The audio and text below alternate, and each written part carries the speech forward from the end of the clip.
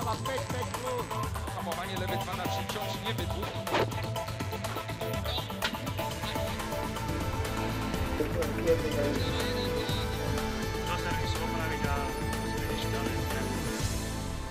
Tohtoročnú slovenskú sezónu automobilového športu, rovnako ako tú minuloročnú, ukončilo neobyčajné podujatie na jedinom slovenskom automobilovom okruhu v Orechovej Potôni. Autoshow Slovakia Ring sa zaradilo medzi jedno z mála exibičných podujatí, ktoré sa konajú v rámci Slovenska. Listina štartujúcich zahŕňala takmer 30 jazdcov pochádzajúcich nielen zo Slovenska a Čiech, ale aj Slovinska. Zastúpenie disciplín hovorilo o relistoch, kopciaroch a okruhároch. Podujatie, ktoré sa konalo počas 1. novembrového víkendu, malo jeden spoločný menovateľ a tým bola zábava. Žiadne zbieranie bodov do nejakého šampionátu, ale iba pobavenie samých seba, rôznych partnerov, kamarátov či divákov. Navyše tu bola možnosť, samozrejme presne podľa pravidiel uvedených v zvláštnych ustanoveniach, posadiť na sedadlo spolujazca nelicencovanú osobu. Či to už bol reklamný partner, priateľ či rodinný príslušník, v súťažnom vozidle sa okrem posádky neodvezie hocikto hocikedy. A takto sa i jazdci teda mohli aspoň trochu odmeniť za celoročnú podporu.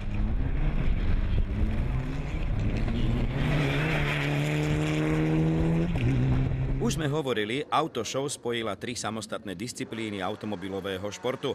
To samozrejme znamenalo, že organizátor pre rozdielnu okruhovú a rally techniku musel pripraviť rozdielne trate, presne podľa ich možností a požiadaviek. V rámci pretekov na okruhu bola pre pretekárov pripravená trať, ktorej jedno kolo malo dĺžku 3730 metrov. V tejto kategórii odštartovala 9 jazdcov z 2 disciplín.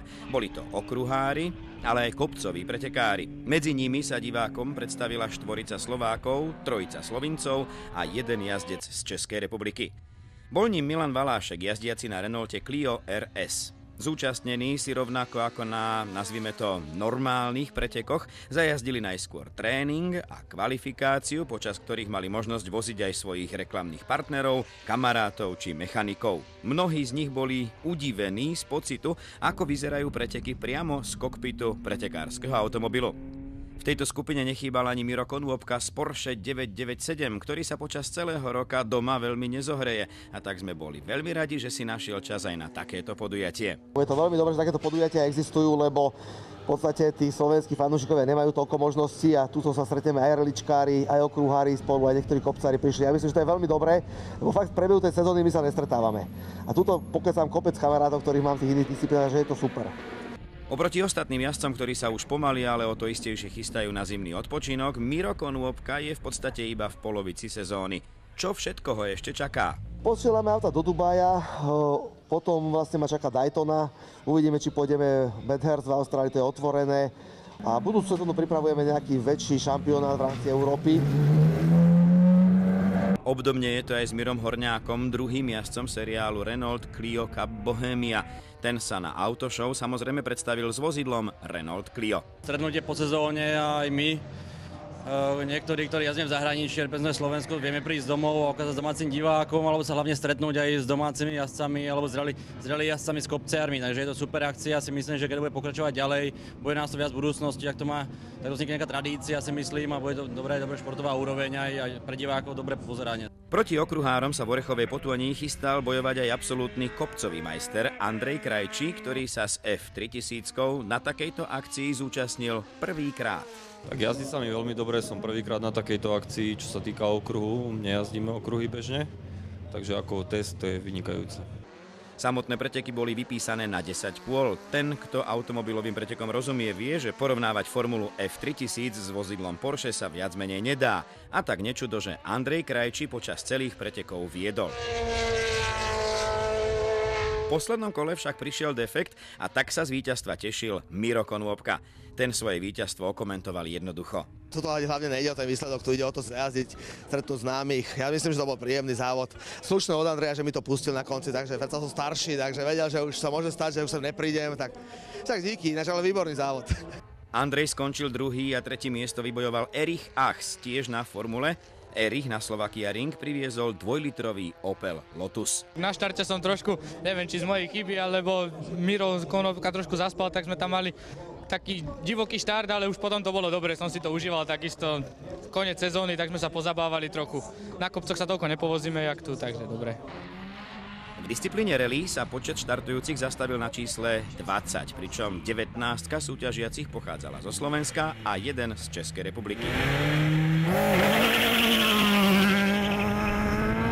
Tým jediným Čechom bol Petr Pospíšil, ktorého výkony sme mali možnosť v minulosti sledovať aj v rámci slovenského šampionátu. V posledných rokoch však Petro akosi na Slovensko zanevrel a na Slovakia Ringu sa divákom predstavil po dlhej, takmer trojročnej pauze. Peter vo vozidle Honda nevozil partnerov, ale Richarda Laseviča, ktorého vídame na slovenských súťažiach pravidelne v spolupráci s Jarom Melichárkom. Tu na Autoshow si po boku Petra Pospíšila vyskúšal, ako chutí sedačka spolujazdca v Honde Civic Type R, pripravenej podľa špecifikácie R3. Pre súťažiacich organizátor pripravil celkovo 6 rýchlostných skúšok, pričom sa tieto jazdili na 2 samostatných úsekoch. Prvým z nich bola rýchlostná skúška nazvaná Slovakia Ring.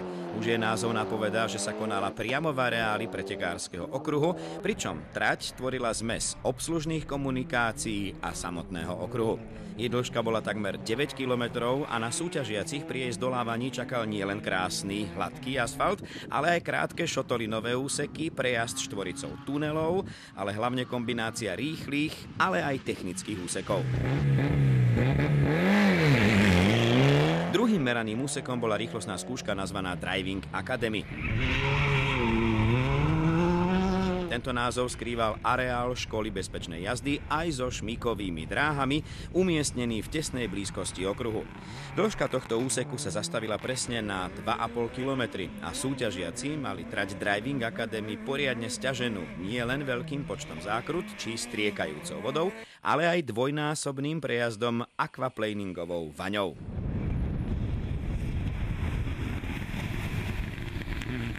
Ako sa pilotom súťažných vozidiel pozdávala trať, sme zisťovali u druhého vicemajstra Slovenska Jara Melichárka. Trať je super, počasie nám perfektne vyšlo, akurát na tej Driving Akadémie veľa vody, je tam štrku už natiahnuté, takže tam do šmíka blúdi, ale je to fajn, užívame si a bavíme sa. Pozrieme sa na celkovú obsadenosť súťaže jazdcami. Už letmý pohľad do štartovej listiny napovedá, že na Autoshow sa prezentovala takmer celá slovenská rally špička a nie len to. Absolútnou bombou pre prítomných divákov bola aj štvorica vozidiel špecifikácie VRC, ale aj poriadna kopa veľkých eniek. Zoznam rally jazdcov navyše doplnili 2 známe mená z okruhov. Výkony Štefana Rosinu sledujeme už 4. rok po sebe, hlavne v značkovom seriáli Porsche Mobile One Super Cup.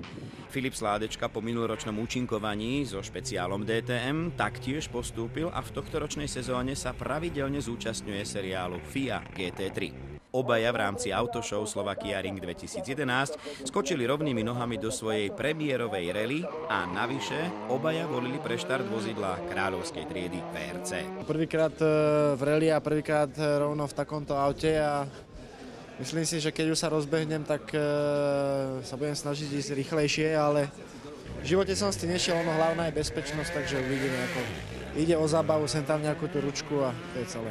Štofy hovoril o postupnom pridávaní, ale hlavne o bezpečnosti. Napriek tomu to bol práve on, ktorý takto skúšal pevnosť oplotenia Slovakia Ringu. Po tomto malom bošteku sa už upokojil a jazdil bez ďalších kontaktov s okolím trate. Bol som moc nabudený, ale dobre, našťastie auto ide v poriadku, ďalej a už sa len zabávame. Zábava, nezábava, v závere súťaže bolo jasne vidno, že Štofimu VRCčko vyslovene sadlo a všetkým prítomným predvádzal prekrásnu, oku lahodiacu jazdu.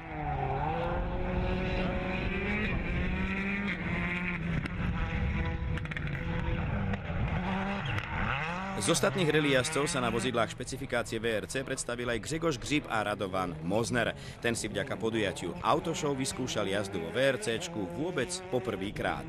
VRC je fantastické auto, brzdí to, zahýba to tak, ako chceš. Funguje to po plyne, funguje to po volante, je to iné ako Enko. Myslím si, že ale zase vyhovujúce je to, že skúsiť si VRC na bezpečnejšej drate ako v lese je úplne vyhovujúce. Autoshow síce poctili na štarte 4 VRCčka, avšak tí, ktorí jazdili počas celej sezóny práve na takomto vozidle, zvolili na Autoshow Slovakia Ring po Mitsubishi Lancer Evo 9. Máme na mysli Jara Melichárka, ale aj Igora Drotára. Navyše v Jarovom prípade sa vymenil aj spolujazdec, bol ním jeho brat Erik, ktorý počas sezóny robí manažéra tímu. Samozrejme nám nedalo a u Jara sme zisťovali, ako to Erikovi ide diktovať rozpis a či by sa dalo v budúcnosti na tom stavať.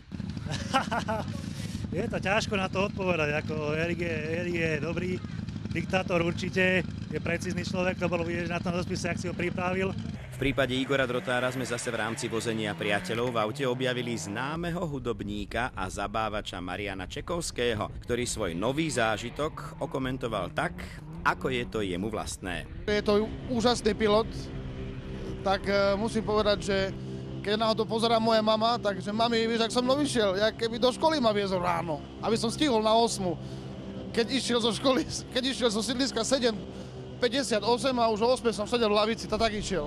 Zdá sa, že Čeky mu sa jazda s Igorom Drotárom pozdávala. Čo si myslíš, Igor? Dal by sa Čeky použiť aj ako spolujazdec? Marian ma veľmi milo prekvapil, lebo v podstate v momente, odkedy si sadol do auta, nesadol sám, ale sadol s tou svojou povestnou takou nejakou aurou, alebo neviem, jak sa to správne nazýva. Proste zrazu sme tam, bolo nás plné auto. A krásne všetko sme zvládali až do chvíle, teda ja som, kým mi nepovedal, počúvaj, nechceš kúpiť auto, mám na predaj, vieš, a už to začalo. Po tom, čo ste teraz v našej reportáži videli, je už asi každému jasné, že celé podujatie sa nieslo v štýle dobrej zábavy a veľmi voľného zápolenia. Treba jednoznačne uznať, že cieľ organizátora, aby sa jazdci zabávali, najlepšie pochopil Tomáš Ondrej, ktorý kde mohol vytáčal kolečká a posielal svoje Mitsubishi Lancer naširoko dverami dopredu všade, dokonca aj tam, kde sa to vlastne ani nedalo.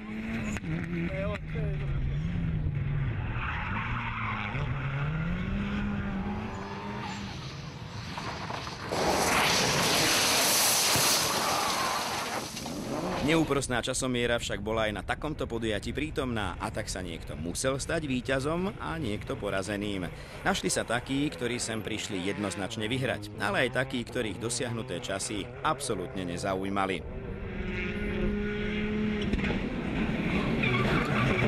Filip Sládečka si pri svojom debute v rally domov nakoniec odniesol pohár, ktorý určite bude mať medzi tou kopou iných, ktoré má doma vystavené, výsostné miesto. Je totiž z jeho prvej rally za 3. miesto v rámci Autoshow Slovakia Ring.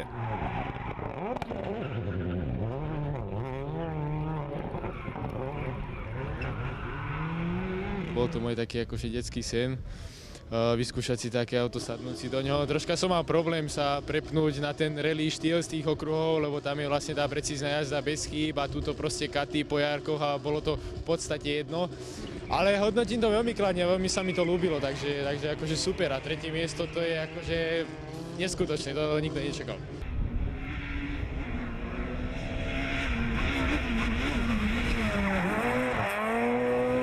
Bratia Labdavskí s Peugeotom 207 S2000 v tomto roku odjazdili viac súťaží v Čechách a na Morave ako na Slovensku.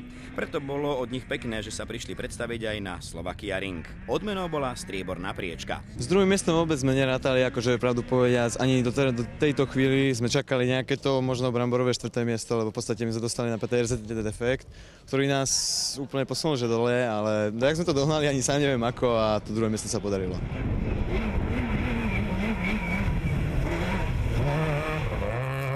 Pri minuloročnej premiére podujatia Autoshow Slovakia Ring Rally disciplínu vyhral Grzegorz Grzyb. V tomto roku opäť uprednostnil pred vozením partnerov tvrdé súťaženie, vedľa seba posadil licencovaného spolujazca Igora Bacigála a minuloročné umiestnenie si zopakoval. Moc spokojný, to je pekný preček. A moc tento rok vozidel dobrých, bylo bodaj, myslím, 4 alebo 5 VRC. Bodaj, že by na budúci rok bylo aj ich 10, tak dúfam, že tak bude.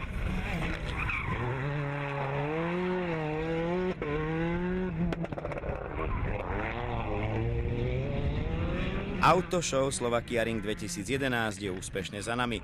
Podujatie presne vystihlo pôvodnú myšlienku organizátora a pri pohľade na odchádzajúcich účastníkov bolo jasne vidno, že z neho odchádzali spokojní a hlavne oddychnutí. Veď zajazdiť si len tak pre seba, priateľov a divákov bez povinnosti vyhrávať či bodovať je naozaj zábava. A presne o to išlo na podujatí Autoshow Slovakia Ring.